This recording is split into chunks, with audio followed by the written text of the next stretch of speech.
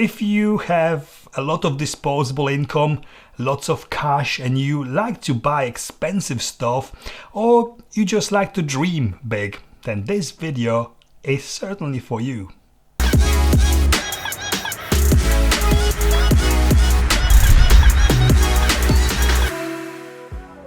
Sony 70-200mm f2.8 G Master lens.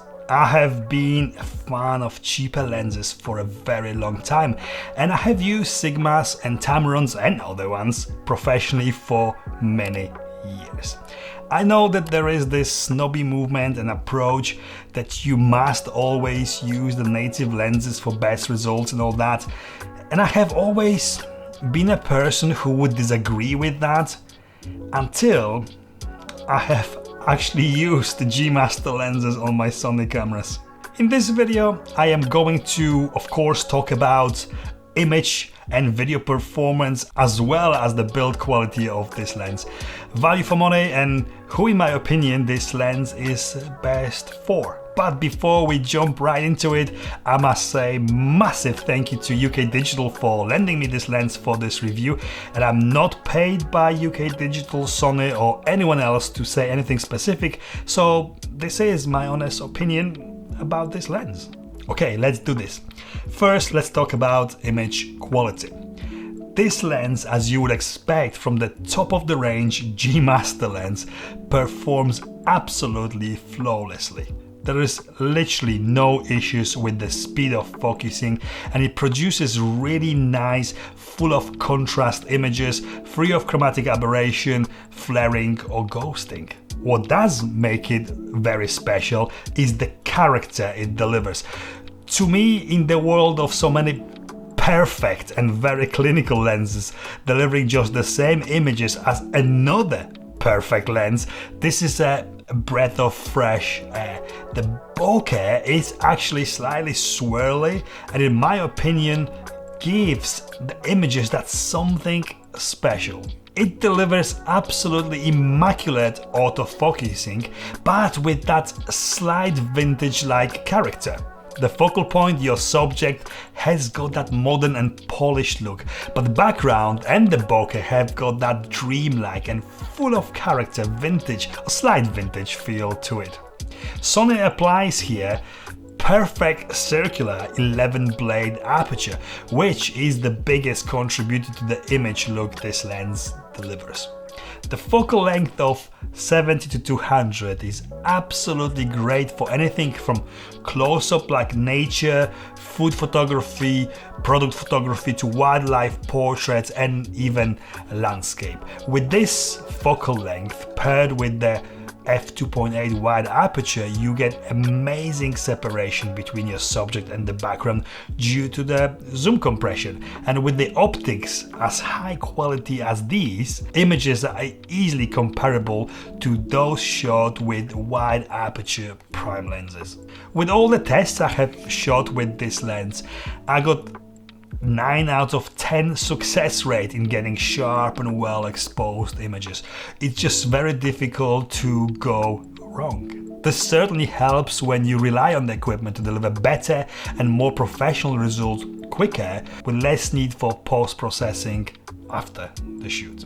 Very cool feature of this lens is the manual ring. If the camera is struggling to autofocus on something maybe fairly small, and when the zoom is fully extended, you can actually turn the focusing ring to acquire the focus manually very quickly, and as soon as you let go, the camera and lens are fully automatic again. I really love this.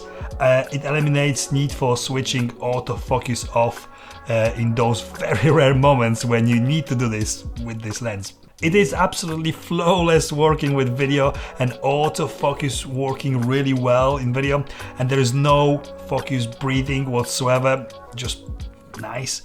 Great focal length when you need that extra reach and that flexibility of a long zoom with a very shallow depth of field. Certainly not a run and gun lens, and in most situations it will need to be on a tripod, but the built-in optical stabilization works really good and certainly makes it possible to shoot handheld with the lens this long. Okay, let's talk about the build. This lens is very well built, and you will know this as soon as you pick it up, as it weighs nearly 1.5 kilo. With a lens this heavy, you don't put the lens on the camera, you put the camera on the lens. I really think that it could damage the camera's lens mount if not handled properly. It has this tripod mount which can be unlocked and rotated anywhere around the lens, and it can be removed if needed.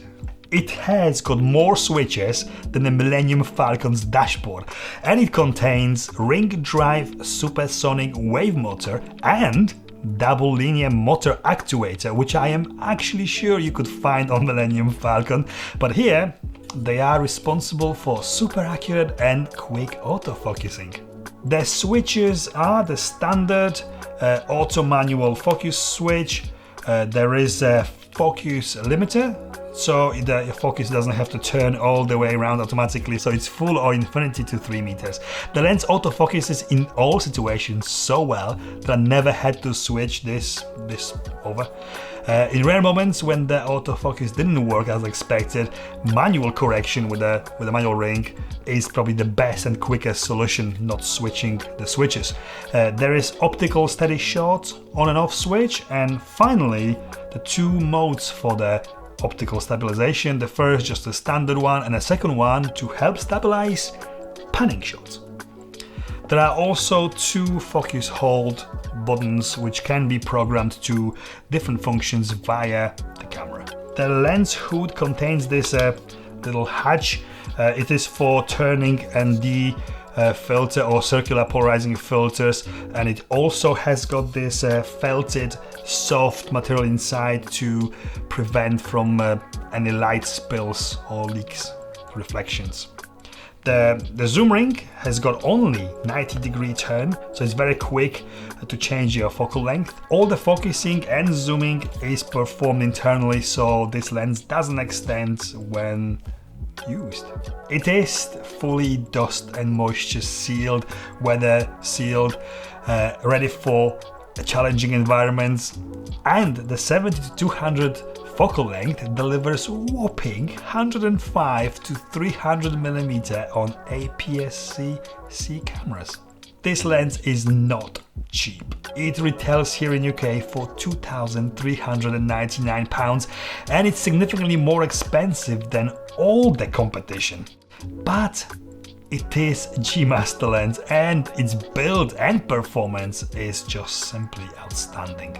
If you are a firm believer of using only native lenses on your Sony camera, and you really must have 70 to 200 mm f2.8 lens, then this has got no competition. If you are a pro who wants to invest in the highest possible quality gear which delivers outstanding results, and the gear which keeps its value well, then this is certainly one to consider. If you are not a professional photographer and only an occasional shooter, you might consider other lenses like the Sony's f4 version of this, or Sigma and Tamron equivalents, but although all those are very good in their own right and certainly cheaper than this, everything is cheaper than this, they are not G Master lenses. Once again, thanks to UK Digital for the loan of this beauty for this review, and thank you for watching. If you like this video, please give me a thumbs up. If you like this kind of content, the cameras, lenses, photography video, reviews, tutorials, camera talk, please consider subscribing. And this is it from me. See you next time. 1 2 1 2 1 2 1 2. This is take 3 because first time I didn't switch recording on the camera. Second time I realized the microphone is not switched on, and third time lucky, they say. As well as the bit, so it's full or infinity. So it's full or infinity.